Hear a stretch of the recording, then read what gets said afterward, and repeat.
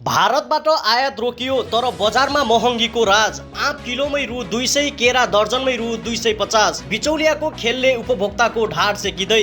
भारतबाट आँप र केराको आयातमा कडाई गरिएपछि स्वदेशी किसानले उत्पादन गरेको फलफुलले बजार पाउनु सकारात्मक पक्ष मानिएको छ।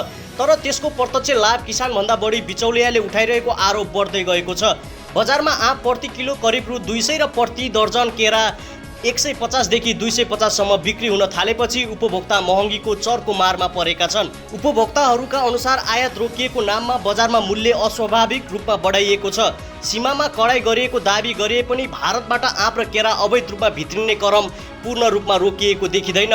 आश्चर्यको विषय तस्करी मार्फत भित्रिएका फलफुल समेत महँगो मूल्यमै खुल्लेआम बिक्री भइरहेको भन्दै उपभोक्ताले प्रश्न उठाइरहेका छन्। स्थानीय किसानले उत्पादनको उचित मूल्य पाउनुपर्छ भन्नेमा सबै सहमत छन्, तर किसानबाट तुलनात्मक रूपमा सस्तोमा खरिद गरिएका फलफुल उपभोक्तासम्म पुग्दा दोब्बर तेब्बर मूल्यमा बिक्री हुनु बिचौलियाको चलखेल भएको गुनासो बढ्दो छ।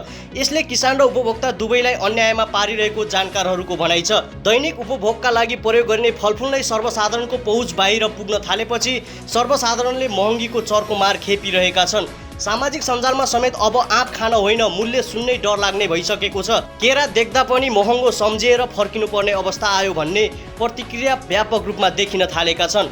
कृषि तथा बजार क्षेत्रका विज्ञहरूका अनुसार स्थानीय उत्पादनलाई प्रवर्धन गर्नु आवश्यक भए पनि त्यसका नाममा उपभोक्तामाथि अनावश्यक आर्थिक भार थोपार्नु उचित होइन।